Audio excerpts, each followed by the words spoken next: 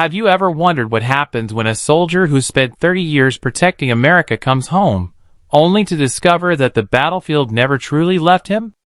This is the unforgettable story of Colonel Michael Anderson, a decorated U.S. Army officer whose courage inspired thousands of soldiers.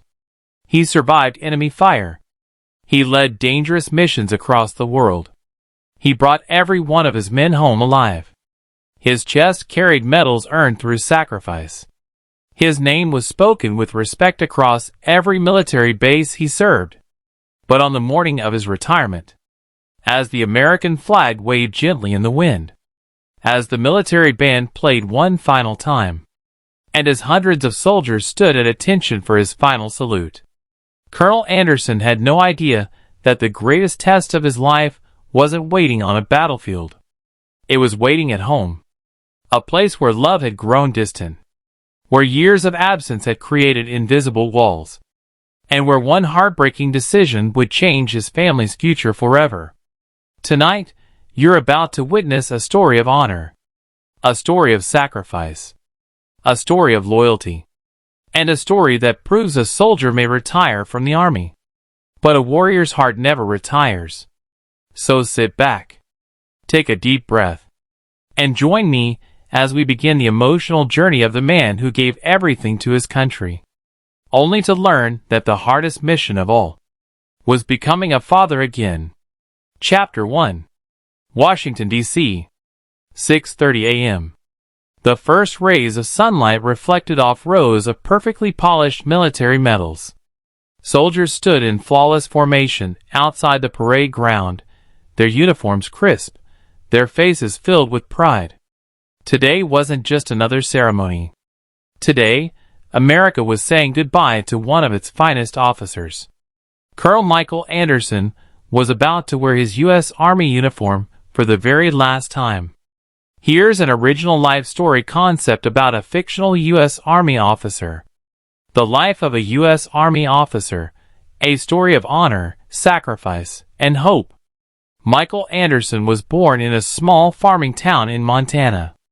His father worked long hours on the family farm, and his mother was a school teacher. Money was scarce, but his parents taught him values that would shape his life forever: honesty, courage, discipline, and service to others. As a child, Michael dreamed of wearing the U.S. Army uniform. While other children played games, he read books about military heroes and watched veterans march proudly in Memorial Day parades. Every time he saw the American flag, he imagined one day defending it. After graduating from high school, Michael earned admission to a military academy. The training was grueling. Long marches, sleepless nights, and constant physical challenges pushed every cadet to the limit. Many gave up, but Michael refused to quit. He believed that true strength came from perseverance, not comfort. At 22, he became a second lieutenant in the U.S. Army. His first assignment took him far from home. During difficult deployments, he led his soldiers with courage and compassion. He never asked anyone to do something he was unwilling to do himself. Over the next 3 decades, Michael served in dangerous missions around the world. He endured harsh deserts, freezing mountains, and months away from his family. He missed birthdays, anniversaries, school plays, and holidays. Every sacrifice weighed heavily on him, but he believed protecting his country was a duty worth honoring. His leadership earned the trust of his troops. They knew he cared about every soldier under his command. Whenever danger appeared, Colonel Anderson walked at the front of the formation instead of behind it. His soldiers often said, "If the colonel is with us, we'll make it home." At home, life was more complicated. His wife, Sarah, raised their 2 children through years of deployments. She handled every challenge alone, carrying responsibilities that Michael wished he could have shared. His children loved him deeply, but they also struggled with the long periods he spent away. As retirement approached after 30 years of service, Michael expected life to become easier. Instead, he discovered that rebuilding relationships could be harder than surviving combat. His children had grown into adults with lives of their own, and his family needed time to reconnect with the man who had spent so many years serving others. Rather than giving up, Michael devoted himself to becoming the husband and father he had always wanted to be. He listened more than he spoke.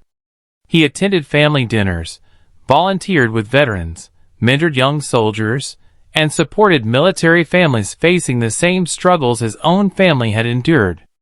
One afternoon, his grandson asked, "Grandpa, what was the bravest thing you ever did in the Army?" Michael smiled before answering. "It wasn't earning medals or leading soldiers into danger. The bravest thing was choosing to serve something greater than myself and learning that being there for your family takes courage too." The boy hugged his grandfather tightly.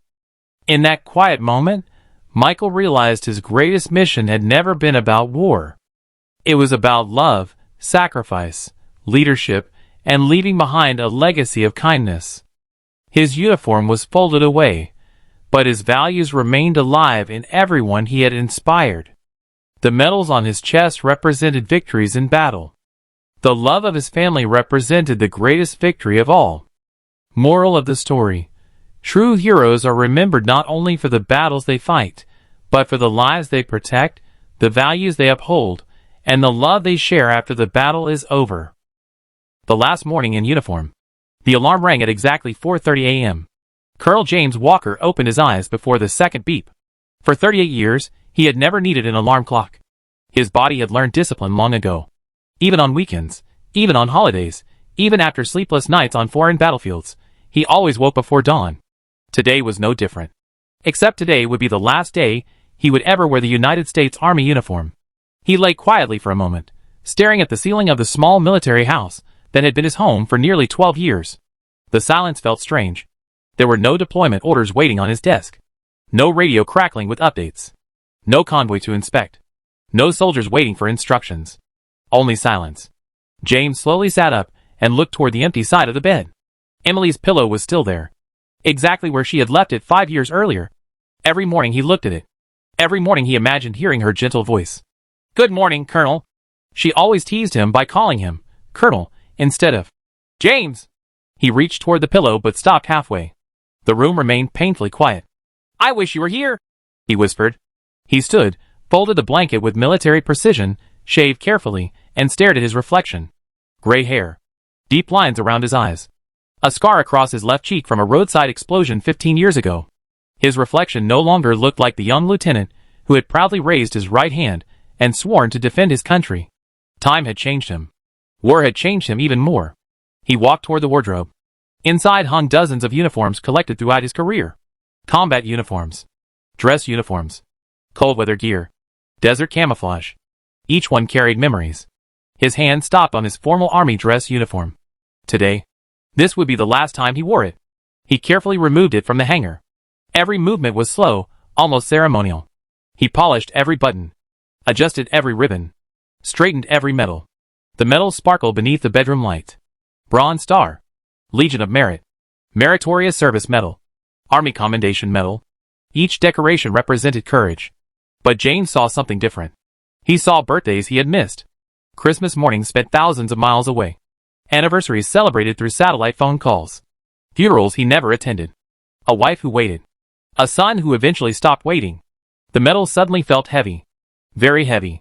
He whispered to himself. Were they worth the price? No one answered. At exactly 5:30 a.m., James walked into the kitchen. The coffee maker automatically started, just as Emily had programmed it years ago. He had never changed the timer. The smell of fresh coffee instantly brought back memories. Emily standing by the window. Daniel eating pancakes before school. The laughter. The little arguments. The ordinary moments he barely noticed at the time. Now they were treasures. James poured a cup. Across the table sat one empty chair. Emily's chair. He still couldn't bring himself to move it. He placed another coffee mug in front of the empty seat. A habit he had never broken. He smiled sadly. Old habits die hard. His smile quickly disappeared. The military sedan arrived at exactly 6:15. A young staff sergeant stepped out. He knocked respectfully. Good morning, sir. James opened the door. The young soldier immediately stood at attention. You look sharp, Colonel. James laughed quietly. Trying to hide my age. The soldier smiled. You'll always be the colonel to us. James locked the front door. He looked back at the house. Something inside him whispered. Things would never be the same again. The drive to Fort Liberty was unusually quiet. James watched the sunrise over the trees. How many thousands of mornings had he driven through these gates? Too many to count. The military base slowly came alive. Young recruits ran in formation. Trucks rolled across the roads. Morning flags fluttered in the breeze. Bugles echoed through the air. Everything looked exactly as it had yesterday. Only one thing had changed. Today, James no longer belonged here. His office door was already open. Inside waited a cardboard box. Nothing more. 38 years of service had been reduced to one empty box. James looked around slowly. Photographs covered the shelves. A faded map marked with old deployments. A dusty helmet signed by soldiers from his first command. A coffee mug reading, "World's toughest colonel." He laughed softly. Emily had given him that mug 20 years ago. He picked it up. The handle had a tiny crack. He remembered exactly how it happened. Daniel had accidentally dropped it while pretending to salute his father. "I'm sorry, Daddy." James had laughed and hugged him. "It's only a mug." He wished life had remained that simple. One by one, he packed everything. Books, awards, letters, family photos, old notebooks, mission journals. Every object carried a memory. Then he opened the bottom drawer. There, hidden beneath old paperwork, was a blue envelope. His heart immediately stopped. He knew exactly what it was. Daniel's last letter. 7 years earlier. The day after James missed his son's wedding because of an emergency overseas deployment. James slowly unfolded the worn paper. He had read these words hundreds of times. Yet every sentence still hurt. "Dad, I spent my childhood believing the army needed you more than I did. I defended you. I made excuses for you. I told everyone you were a hero. But heroes come home. Mine never did. Yesterday I got married. There was one empty chair. It belonged to my father. You chose another mission instead. I'm tired of waiting. Please don't look for me. Goodbye." James closed his eyes. A tear rolled onto the paper. He folded the letter carefully, placed it back inside the envelope, and tucked it into his jacket pocket. He carried it everywhere. As a reminder, as a punishment, as a wound that never healed. A knock interrupted his thoughts. "Permission to enter, sir?" It was Captain Marcus Reed, one of the officers James had mentored years ago. Marcus smiled. "They're almost ready." James nodded. "You nervous?" Marcus asked. James looked around the empty office. "I've faced enemy fire. I've jumped from helicopters. I've buried friends. But somehow, today scares me more." Marcus didn't know what to say. He simply placed a hand on James's shoulder. "You've given us everything, sir." James answered quietly. "I only hope I didn't give away too much." The hallway outside the office was lined with soldiers. Young privates. Experienced sergeants. Captains. Majors. Some had served under James for years. Others had only met him once. Every single one stood at attention. As James walked forward, each soldier saluted. One after another. No words. Only respect. James returned every salute. His eyes slowly filled with tears. He recognized faces. Soldiers he had trained. Young men and women who had survived because of decisions he had made under impossible pressure. Some smiled. Some cried openly. Others struggled to remain composed. At the end of the hallway stood the base chaplain. He quietly handed James a folded note. "It came this morning." James unfolded it. It wasn't signed. It contained only one sentence. "Thank you for bringing my son home alive." James stared at the words for several seconds, then folded the note and placed it beside Daniel's letter. One letter thanked him. The other blamed him. Both were true. He had saved countless families. Yet somehow, he had failed his own. The military band began playing outside. Captain Reed looked toward the parade field. "It's time, sir." James took one long breath. He straightened his uniform, adjusted his medals one final time, then stepped through the doorway into the bright morning sunlight. Waiting beyond the parade ground were hundreds of soldiers. A retirement ceremony unlike any he had ever imagined. And a moment that would change the rest of his life forever. The bright morning sun stretched across the parade ground as Colonel James Walker stepped through the doors of headquarters. The sound of the military band echoed across the base. Every soldier immediately stood at attention. Boots struck the pavement in perfect rhythm. The command echoed through the loudspeakers. "Company! Attention!" More than 600 soldiers stood motionless. The American flag waved proudly above them. For nearly 4 decades, James had stood on this same field countless times. He had welcomed new recruits. He had promoted young officers. He had honored fallen heroes. But today, he stood here for himself. And somehow, that made this the hardest day of his life. As he marched toward the reviewing stand, memories flooded his mind. He remembered arriving at this base as a young lieutenant with dreams bigger than fear. He remembered promising Emily that military life would never come between them. He remembered holding baby Daniel in his arms and whispering, "I'll always be there for you." Promises. Promises made with love. Promises broken by duty. The band stopped playing. Silence settled over the parade ground. General Robert Hayes stepped to the podium. "Ladies and gentlemen, today we honor a man whose name has become synonymous with courage, honor, and sacrifice. Colonel James Walker has served the United States Army for 38 years. He has completed 9 overseas deployments. He has led thousands of soldiers. He has received numerous decorations for bravery. But more importantly, he has brought countless soldiers safely home." Thunderous applause filled the air. James lowered his head. He wished the applause would stop, because every clap reminded him of someone who wasn't there. His eyes drifted toward the front row. Reserved seats. One chair carried a small white card. Family. The seat was empty. No Emily. No Daniel. No grandchildren. Only emptiness. General Hayes noticed the same empty chair. His voice softened. "Colonel Walker has always believed that no soldier fights alone. Today, the Army stands beside him." James forced a smile. Inside, his heart was breaking. The ceremony continued. One by one, senior officers stepped forward. Each shared a story. One remembered James carrying an injured private through enemy fire. Another recalled how James refused to leave Afghanistan until every member of his unit had boarded the evacuation aircraft. Another told the audience about the night James donated blood to save a wounded soldier after a helicopter crash. Every story ended with applause. Every applause made James feel smaller. Because no one spoke about Emily. No one spoke about Daniel. Those were battles he had lost. The military choir began singing. Their voices floated across the parade field. James looked toward the sky. Clouds drifted slowly above. He remembered another morning. 20 years earlier. Iraq. A convoy had been ambushed. Explosions. Smoke. Gunfire. A young private named Eric Collins lay bleeding beside a destroyed vehicle. James ignored the bullets flying around him. He ran into the open. He lifted Eric onto his shoulders. Another explosion threw both men to the ground. James refused to let go. Step by step, he carried the young soldier nearly half a mile to safety. Doctors later said Eric survived because James never stopped moving. Months later, Eric's mother hugged James. "You gave my son back to me." Those words had stayed with him forever. Yet now, he wondered if saving other sons had cost him his own. The band played once again. A military aide approached carrying a dark blue presentation case. Inside rested the Legion of Merit medal. General Hayes pinned it carefully to James's uniform. "For exceptionally meritorious conduct, outstanding leadership, and selfless devotion to duty." The audience stood. Another standing ovation. James looked toward the empty family section again. Still no Daniel. He quietly whispered, "I understand." The master of ceremonies spoke. "At this time, we invite Colonel Walker's family to join him on stage." Silence. No one moved. The announcer looked confused. He repeated the invitation. Again. No one came. The silence became unbearable. General Hayes stepped closer. He leaned toward James. "I'm sorry." James nodded. "It's all right." But it wasn't. Not even close. The folded American flag was carried forward by 6 honor guards. Every movement was slow and perfect.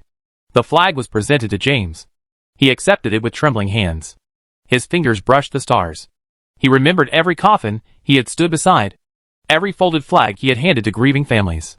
He never imagined someone would one day hand one to him. Not because he had died, but because a chapter of his life had ended forever.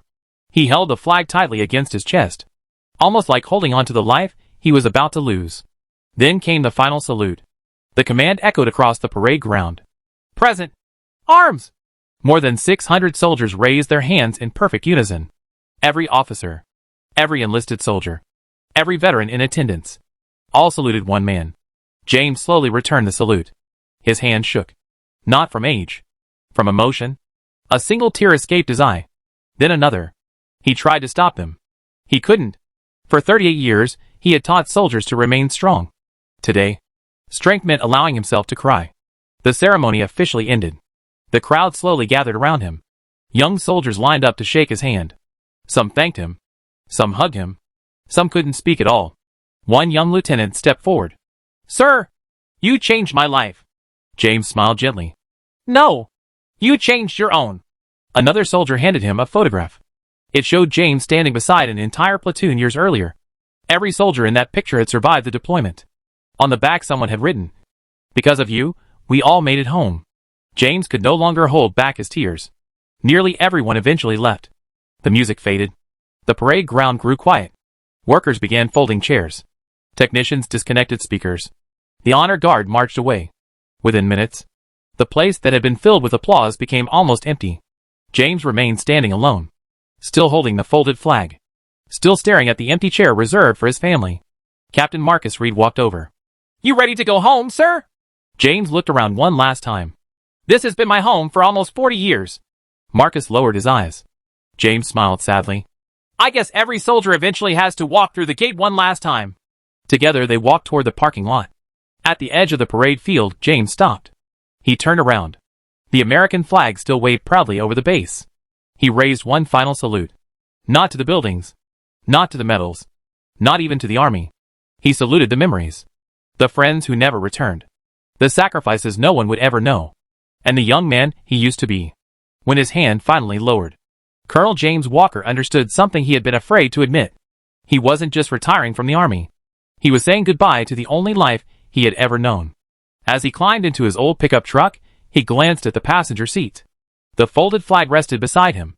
The cardboard box sat on the floor. Outside the gate, there was no convoy waiting. No orders. No destination. Only a long road leading to an empty house. And memories that refused to stay behind. End of Part 2.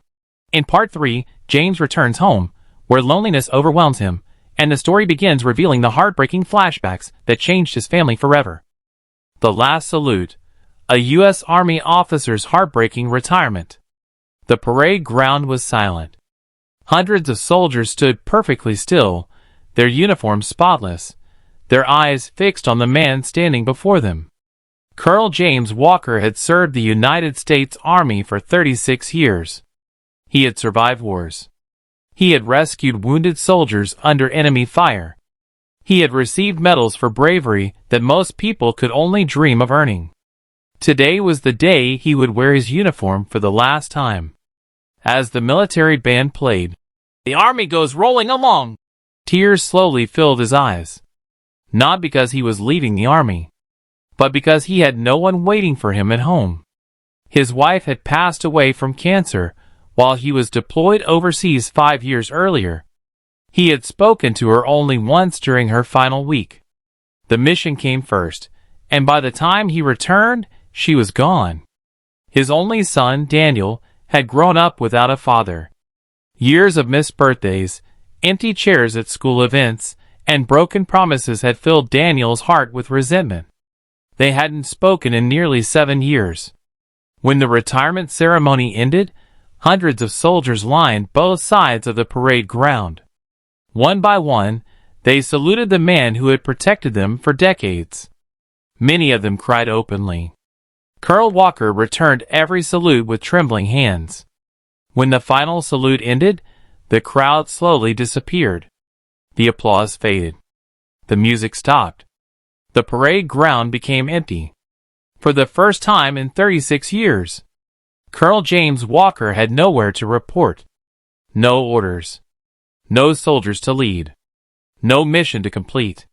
He picked up a small cardboard box containing his medals, a folded American flag, and a framed family photograph taken 20 years earlier. It was the last picture of his wife smiling beside him. The last picture where his son still looked at him with pride. Holding the box close to his chest, James whispered through tears, "I protected my country, but I couldn't protect my own family." With no destination in mind, the retired colonel walked alone through the gates of the military base. No cameras followed him. No speeches remained. Only the sound of his footsteps echoed behind him. He had spent his entire life fighting battles for others. Now, at 62 years old, he faced the loneliest battle of all. The battle of going home to an empty house. Inside a quiet office, Colonel James Walker stood alone. For nearly 38 years, this room had been his second home. Every medal on the wall represented a mission. Every framed photograph held the faces of soldiers who had trusted him with their lives. Today, he was packing everything into a single cardboard box. His hands paused as he picked up an old photograph. It showed a much younger James standing proudly beside his wife, Emily, while their 6-year-old son, Daniel, sat on his shoulders waving a tiny American flag. James smiled. Then the smile disappeared. "I promised I'd never miss another birthday," he whispered. "But I broke that promise, again and again." A tear landed on the faded photograph. Outside, a young soldier knocked softly. "Sir, the ceremony begins in 30 minutes. James nodded without turning around.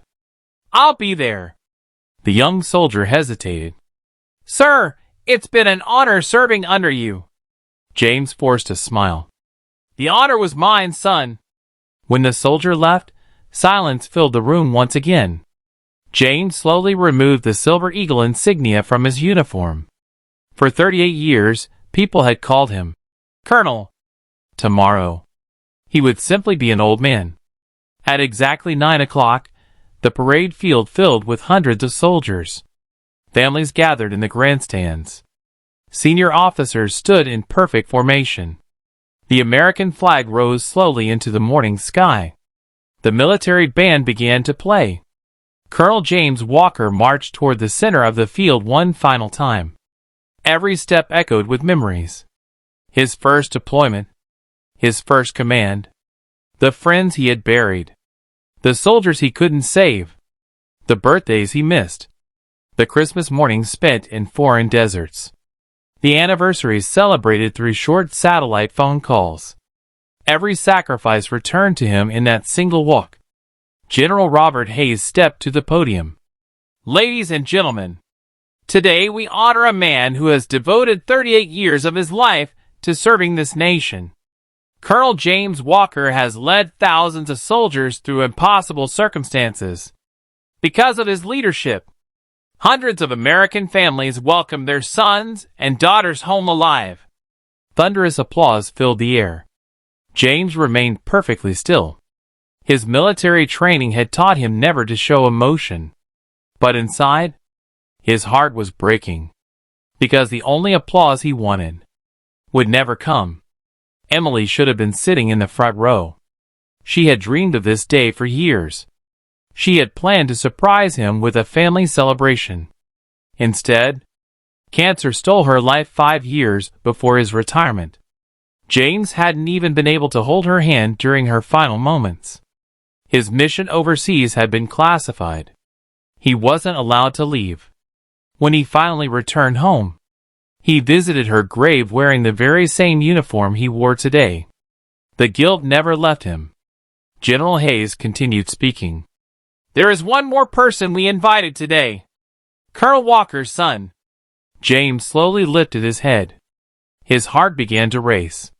He searched every row. Nothing. No Daniel. Just empty seats. General Hayes quietly lowered his notes. "I'm sorry, James." Those 4 words shattered whatever hope remained. James nodded once. Years earlier, Daniel had sent him a letter. "I spent my childhood waiting for you. Now you can spend the rest of your life wondering where I am." That had been 7 years ago.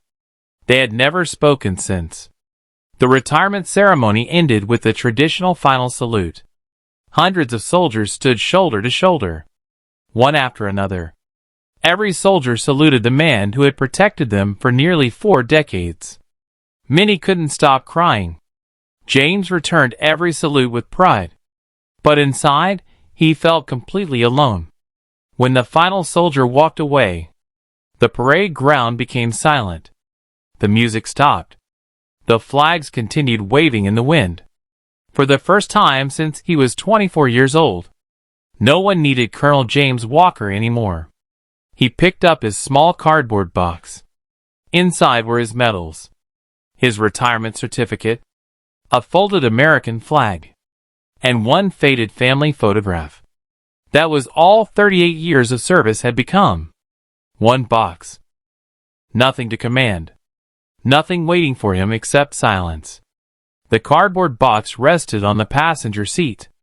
Beside it lay the folded American flag presented to him during the retirement ceremony.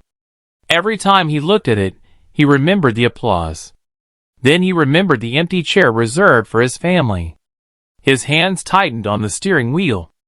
"I kept hoping you'd come, Daniel," he whispered. The only reply was the hum of the truck's engine. As he turned onto Maple Street, everything looked exactly the same. Children rode bicycles. Neighbors watered their lawns. A mail carrier walked from house to house. Life continued as though nothing had changed. But for James, everything had changed. He pulled into the driveway. The small white house stood exactly as Emily had left it. The flower garden she once cared for was overgrown. The porch swing moved gently in the afternoon breeze. James turned off the engine. For several minutes, he simply sat there. He wasn't ready to go inside.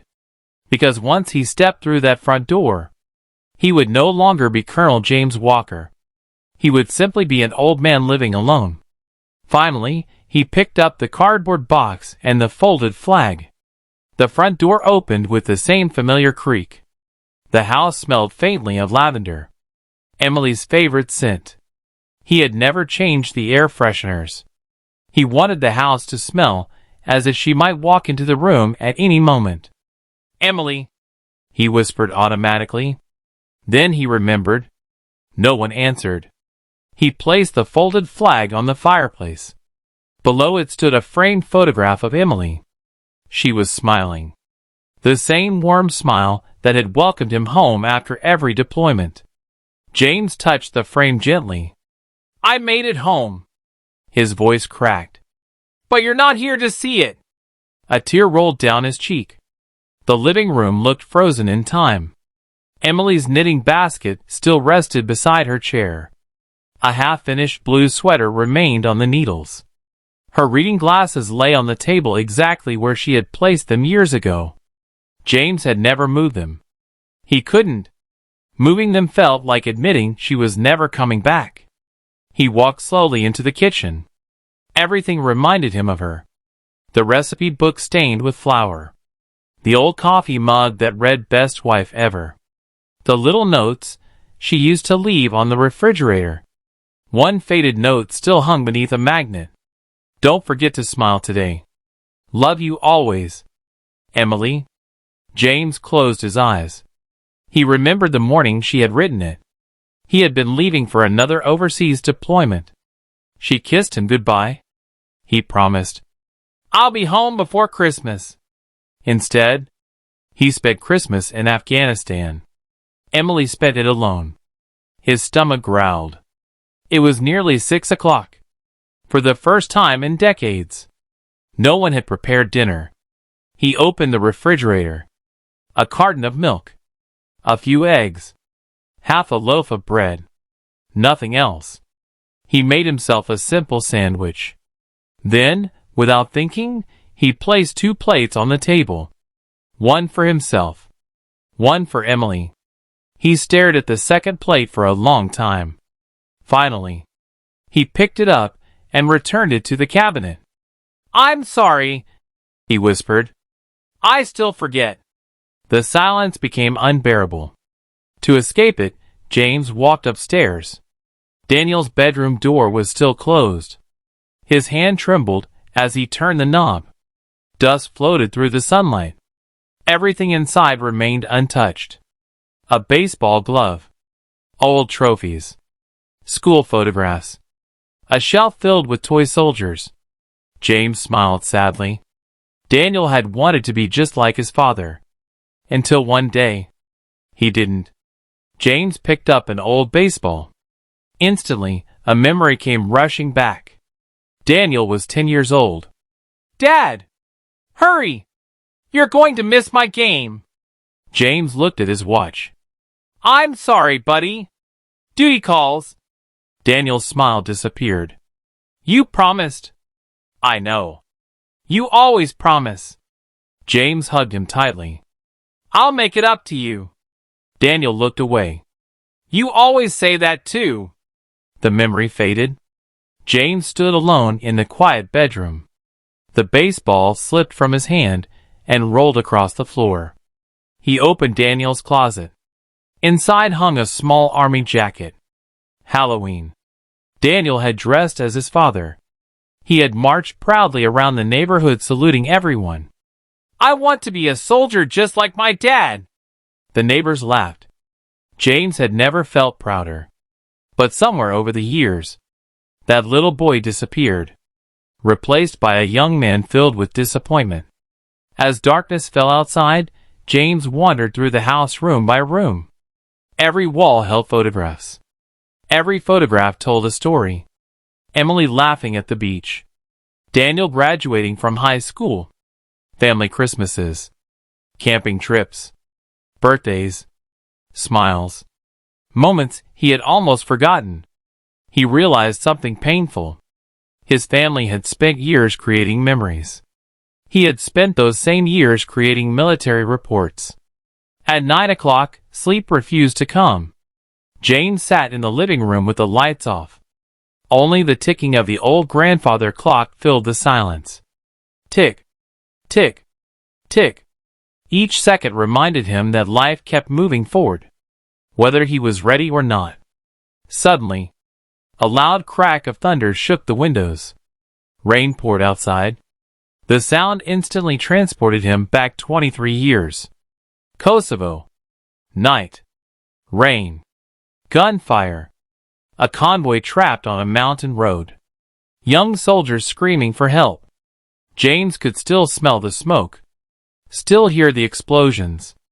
Still remember carrying a wounded medic through the storm while bullets struck the ground around them. He woke from the memory gasping for air. Even after retirement, the war had followed him home. Unable to sit still, James walked to the garage. There, beneath a dusty tarp, rested Emily's old garden bench. He remembered building it together one summer. She had laughed when he accidentally hit his thumb with the hammer. You can command a battalion, she teased, but you can't build a bench. For the first time in months. James laughed. Then the laughter turned into quiet tears. He sank onto the bench. The loneliness finally became too heavy to carry. He covered his face with his hands and cried. Not like a soldier. Not like a colonel. Simply like a husband who missed his wife. And a father who wished he had one more chance. Outside, the rain continued falling.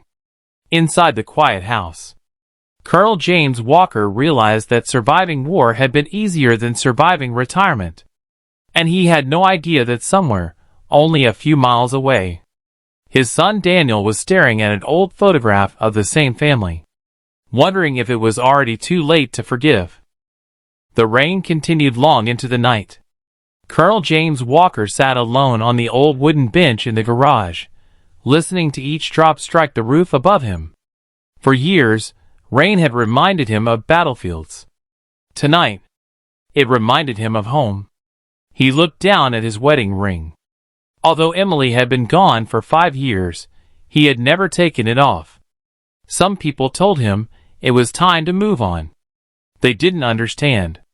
You don't move on from the love of your life. You simply learn to carry the pain. James slowly stood and walked back inside. The grandfather clock struck midnight. Every sound echoed through the empty house. He climbed the stairs and entered his bedroom. Instead of sleeping, he opened the old cedar chest at the foot of the bed. Inside were dozens of photo albums. Emily had carefully labeled each one. 1989. Daniel's first steps.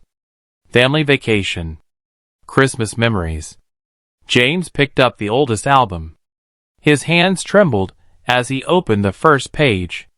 The first photograph showed him in his dress uniform on the day he graduated from officer candidate school. He was only 23 years old. Standing beside him was Emily. She wore a simple white dress and smiled with the excitement of a young woman who believed love could overcome anything. James remembered that day perfectly. "I'll probably be away sometimes," he had told her. Emily laughed. "I can handle sometimes." Neither of them knew that sometimes would become months, then years, then a lifetime of waiting. Another page revealed a tiny baby wrapped in a blue blanket. Daniel, only 3 days old. James remembered holding him for the first time. Emily had whispered, "Promise me something. Anything. No matter where the army sends you. Always come home." James kissed her forehead. "I promise." He kept the first half of that promise. He always came home. But often, he came home too late. The next album was filled with birthday parties. James wasn't in most of the photographs. There was Daniel blowing out candles, Emily clapping, friends smiling, an empty chair at the table. James recognized it immediately. His chair. Every year. The same empty chair. One picture stopped him cold. Daniel's 8th birthday. A homemade chocolate cake. 8 candles. A handwritten sign that read, "Happy birthday. Dad can't be here, but he loves you." James stared at the photograph until his vision blurred. Emily had tried so hard to protect Daniel's heart. She never spoke badly about James. Even when she cried herself to sleep, she always defended him. "Your father is serving his country. Your father loves you. Your father wishes he could be here." Daniel believed her. At first. James closed the album and rubbed his tired eyes. He remembered one particular deployment. Afghanistan. Daniel was 12. Emily had called him through a weak satellite connection. "James," she said quietly, "I think Daniel needs you. I'll be home in 2 months." "No," she answered. "He needs you now." James looked around the military command tent. Maps covered every wall. His soldiers depended on him. He lowered his voice. "I can't leave." Emily didn't argue. She simply whispered, "I know." Then the call ended. James didn't know that Daniel had been standing beside her. He heard every word. The following summer, James finally returned home. He expected Daniel to run into his arms. Instead, his son stood at the front door with his hands in his pockets. "Hi," James smiled. "That's it?" Daniel shrugged. "You've been gone almost a year." James hugged him anyway. Daniel never hugged back. That was the first time James realized something had changed. The little boy who once waited by the window every evening had stopped waiting. Weeks later, James tried to repair the damage. He surprised Daniel with tickets to a professional baseball game. The two sat side by side in the stadium. For a while, everything felt normal again. Then James's phone rang. Emergency orders. A humanitarian mission overseas. He looked at the screen. Then at Daniel. His son already knew. "You have to go." James nodded slowly. "I'm sorry." Daniel stared at the baseball field. "I'm getting used to hearing that." Those words followed James for years. Back in the present, James wiped another tear from his face. The albums remained open across the bed. They told the story of 2 lives. One filled with military achievements. The other filled with family moments he had missed. For every medal hanging in his office, there was another memory missing from these pages. He walked downstairs and stopped beside the fireplace. Emily's photograph smiled back at him. "You warned me," James whispered. "You told me one day Daniel would stop understanding." He remembered one late evening years earlier. Emily had been sitting in this very room. The house was dark except for one small lamp. James had just returned from another deployment. She looked exhausted. Not angry. Just tired. "I don't want him to grow up thinking your job matters more than he does." James sat beside her. It doesn't. Then show him. I will. When? James had no answer. Outside, the rain finally stopped. The moonlight shined through the windows. James stepped onto the back porch. The air smelled fresh. The garden Emily once loved was covered in weeds. He knelt beside a dying rose bush. This was your favorite. He carefully pulled away the weeds surrounding it. Then another. And another. For the next hour, the retired colonel worked quietly beneath the moonlight. It wasn't much. But for the first time since Emily died, he was taking care of something she loved. When he finished, he looked at the small patch of flowers. A faint smile appeared. I should have helped you more. The wind rustled through the trees. Somewhere in the distance, a train whistle echoed across the valley. James closed his eyes. For the first time since retirement, he didn't feel like a soldier. He felt like a husband, a father, a man searching for the pieces of a life he had neglected for far too long. Little did he know. Across town, Daniel was sitting in his own living room. In his hands was an old photograph of the same family. His wife quietly asked, Are you ever going to call him? Daniel stared at the picture for a long time before answering.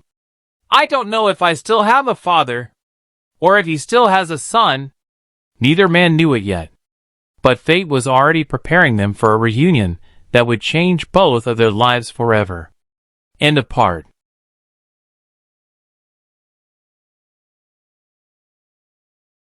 Everything.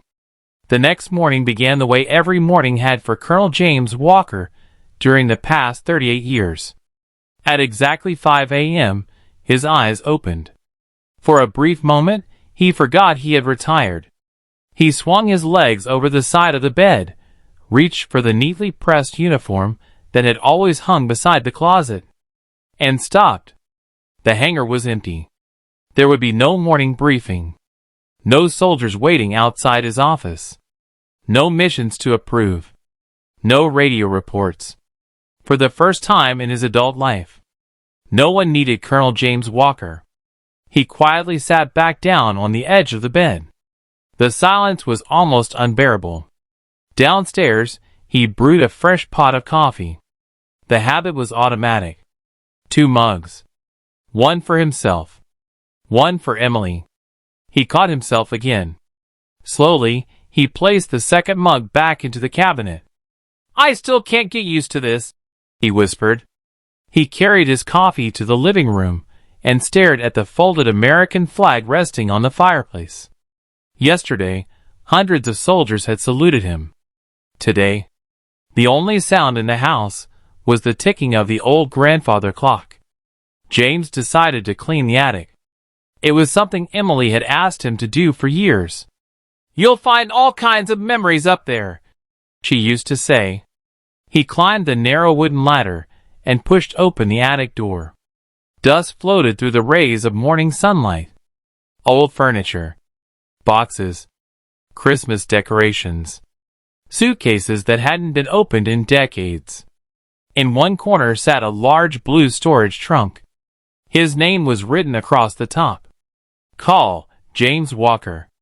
He slowly opened it. Inside were military uniforms from his earliest years. Old combat boots. Maps. Field journals. Stacks of letters tied together with faded blue ribbon. Emily's handwriting. His heart skipped a beat. He carefully untied the ribbon. There were hundreds of letters. Some he had mailed to her from overseas. Others she had written to him. Many had never been opened. He picked one at random. The envelope read, Kuwait, 1998. He unfolded the letter. Dear James, Daniel lost his first tooth today. He wanted to show you so badly. He ran to the phone 3 different times asking if Daddy had called. I told him you were helping people far away. He smiled and said, Daddy is a hero. I hope he always believes that. We miss you. Come home safely. Love always. Emily. James lowered the letter. His hand shook. He had never read it before. During that deployment, the mail had arrived months late. By then, life had already moved on. He opened another. Afghanistan, 2004. James! Daniel made the honor roll today. He looked around the auditorium before they called his name. I knew who he was looking for. When he couldn't find you, he smiled anyway. He's becoming very good at hiding disappointment. Please don't blame yourself. Just come home. That's all we want. James closed his eyes. His chest tightened. Every letter felt like another wound opening. Then, at the bottom of the trunk, he found a plain white envelope. No ribbon. No stamp. No military markings. Only one word written across the front. Dad. James immediately recognized the handwriting. Daniel. He had not seen it in years. His fingers trembled as he opened the envelope. Inside was a single sheet of paper. It was dated 7 years earlier, the day after Daniel's wedding. James had read it countless times. Yet every word still felt like a knife. He began reading aloud. Dad, yesterday was supposed to be the happiest day of my life. I got married. Everyone I loved was there. Except you. They kept asking when my father would arrive. I kept saying, he's on his way. Deep down, I already knew you weren't coming. I spent my childhood defending you. I told everyone my father was protecting America. I believed every missed birthday, every missed Christmas, every empty seat meant something important. But yesterday, standing at the altar, I realized something. Your country always came first. Your soldiers always came first. Your missions always came first. I never did. Mom spent her entire life making excuses for you. She deserved better. So did I. Don't call me. Don't look for me. I hope your medals keep you company. Because your family can't anymore. Goodbye. Daniel. James couldn't finish. The paper slipped from his hands. It floated gently onto the attic floor. For several minutes, he simply cried. Not the quiet tears of yesterday. These were deep, painful sobs. The kind that come from years of regret. I failed you, he whispered into the empty attic. I failed both of you. His voice echoed against the wooden walls. There was no one to hear it. No one except the ghosts of memories. After a long time, James carefully folded the letter and placed it back inside the envelope. He pressed it against his chest. If I had one more chance, he whispered, I'd choose you. For the first time in decades. Those words were true. If the army called today, he wouldn't go. If another mission appeared, he would say no. But life doesn't give soldiers the luxury of fighting yesterday's battles again. The opportunities he had missed were gone forever. Just then, a soft knock echoed from downstairs. James froze. No one ever visited. Another knock. Then the sound of the doorbell. He slowly climbed down from the attic. His heart pounded. When he opened the front door, no one was there. Only a small brown package rested on the welcome mat. There was no return address. Only a handwritten note. For Colonel James Walker. James picked it up carefully. Inside was something that would change the course of his life forever. To be continued in Part 6. The afternoon breeze rustled the American flag hanging from the porch. In his hands rested the small brown package. There was no return address. No shipping label. Only a simple handwritten message. For Colonel James Walker. His heart beat a little faster. For years, unexpected packages had often meant military orders, classified documents, or letters from soldiers. Now, retirement had changed everything. He carried the package into the living room and placed it gently on the coffee table. For several minutes, he simply stared at it. Something inside him hesitated. He couldn't explain why. Finally, he picked up a pocket knife and carefully cut the tape. Inside was a neatly folded army field jacket. Old, faded, covered with dirt stains that time had never erased. James immediately recognized it. His breathing stopped. "No," he whispered. "It can't be." Slowly, he unfolded the jacket. Sewn above the left pocket was a familiar name. SGT, Thomas Miller. James closed his eyes. Thomas Miller. One of the finest soldiers he had ever commanded. A man he had not thought about in years. A man who never came home. 21 years earlier. Kosovo. The rain had been relentless. James's platoon was escorting a humanitarian convoy through a narrow mountain pass. Everything seemed quiet. Too quiet. Then, the explosion came. A deafening blast threw vehicles into the air. Gunfire erupted from both sides of the road. Smoke covered everything. James shouted orders. "Take cover! Return fire! Protect the civilians!" Chaos consumed the valley. Through the smoke, James saw Sergeant Thomas Miller dragging 2 wounded soldiers towards safety. Bullets struck the ground around him. He never stopped. James ran to help.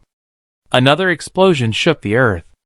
When the smoke cleared, Thomas was gone. The young soldiers survived. Thomas did not.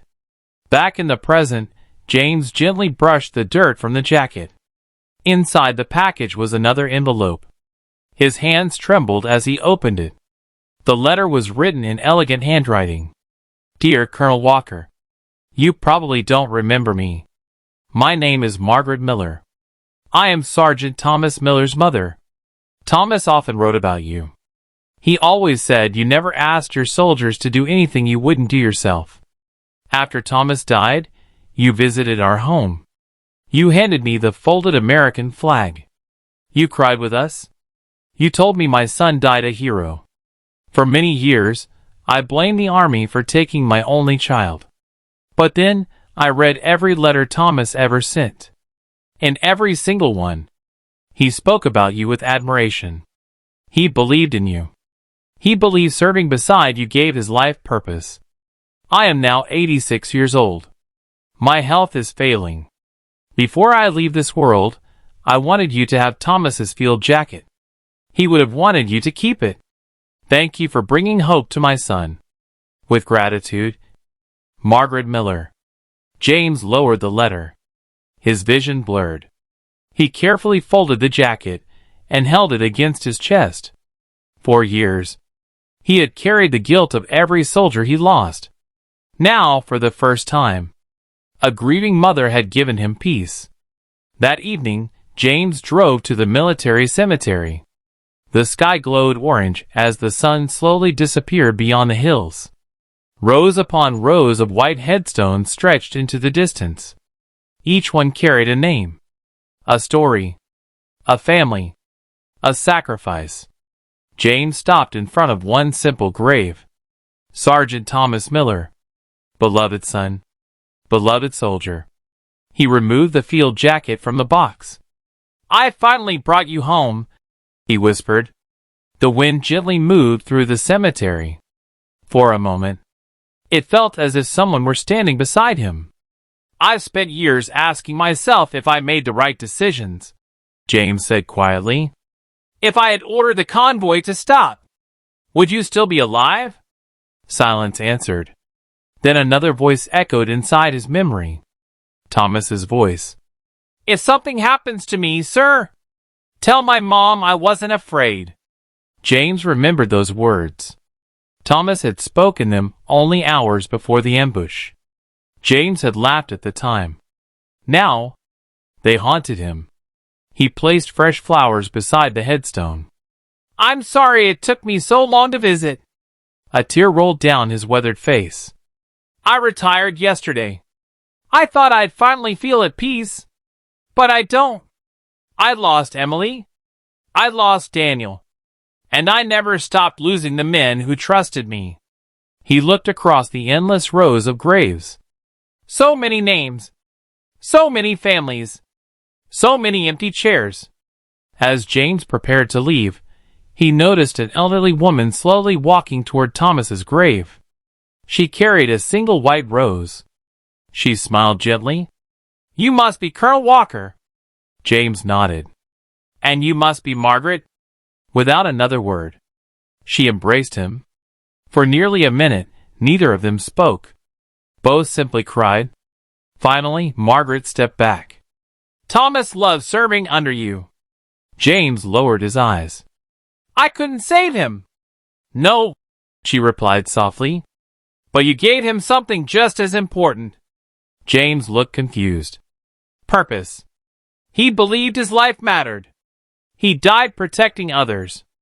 As a mother, I wish I had more years with him. But as his mother, I've always been proud of the man he became." James could no longer speak. Before leaving, Margaret reached into her purse. "There was one more thing Thomas wanted you to have." She handed James a small leather notebook. "My grandson found it among Thomas's belongings."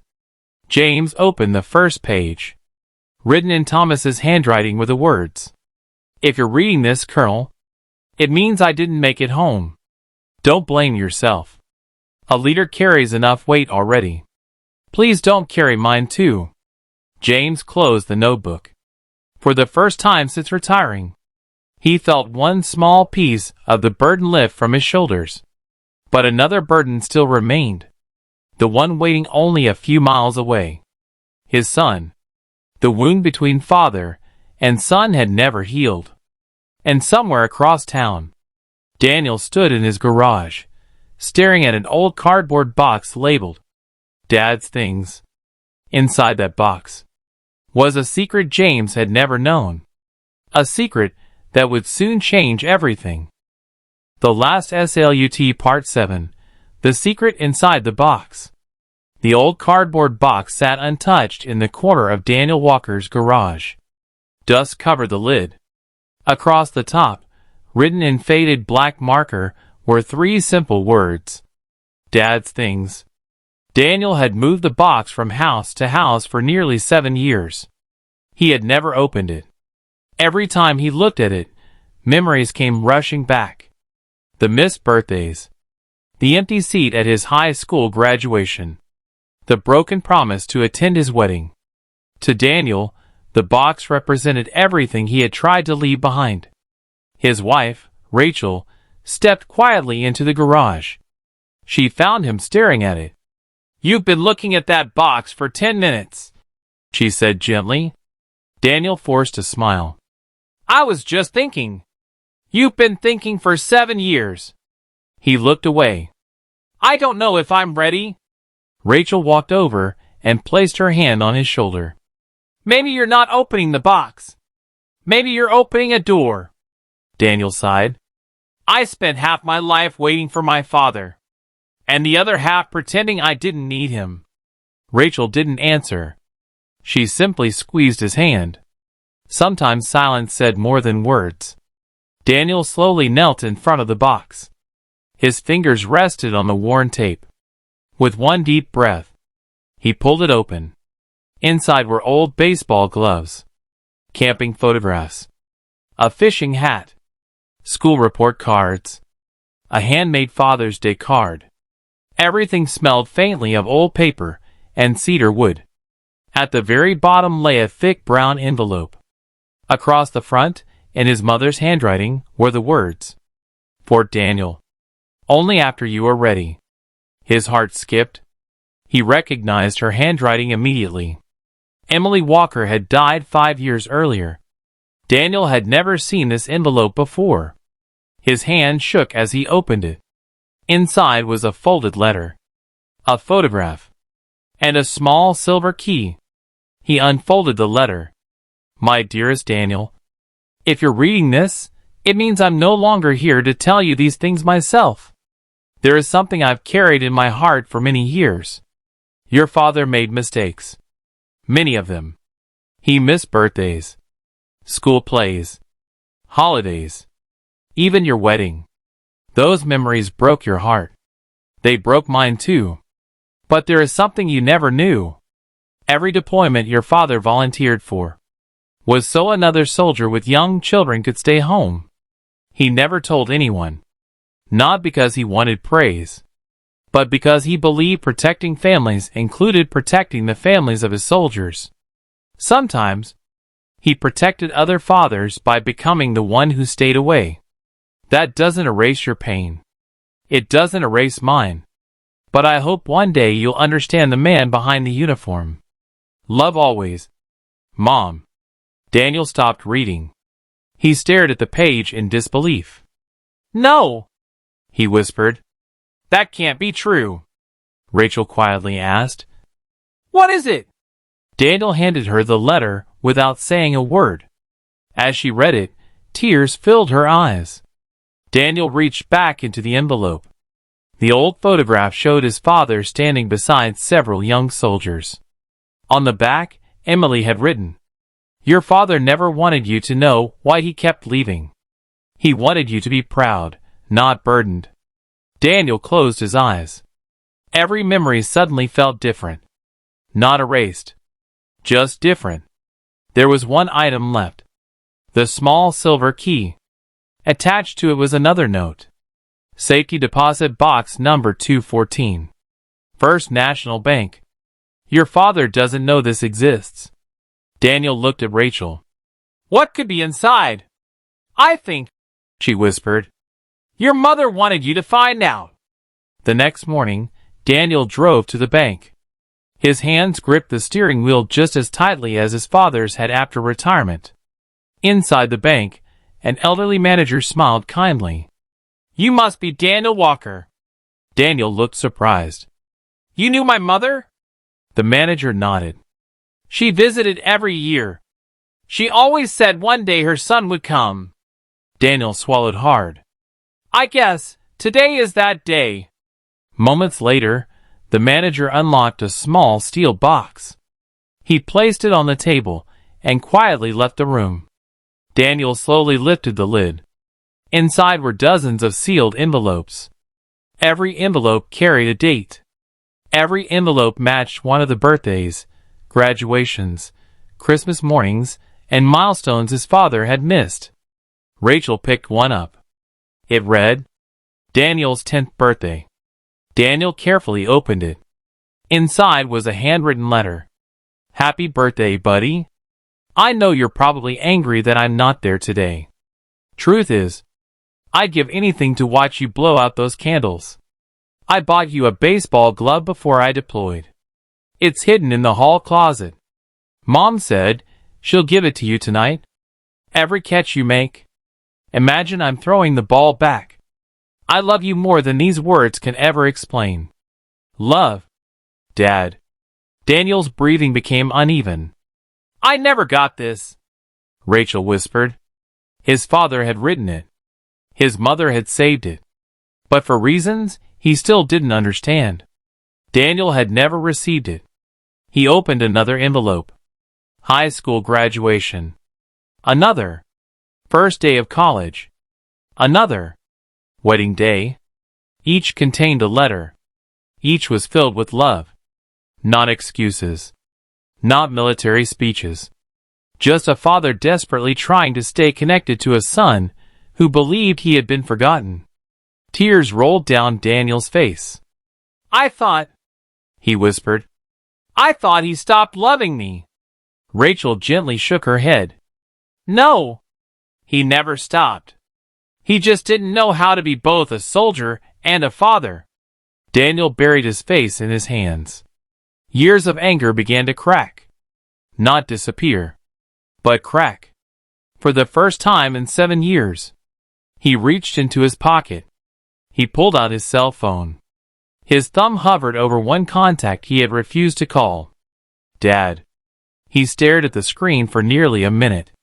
Then, before he could press the call button, the phone rang. The caller ID displayed an unfamiliar number. Daniel answered. Hello? A calm voice spoke from the other end. Is this Daniel Walker? Yes. My name is Dr. Susan Carter. I'm calling from Memorial Medical Center. Your father has been admitted to the emergency department. Daniel's heart stopped. What happened?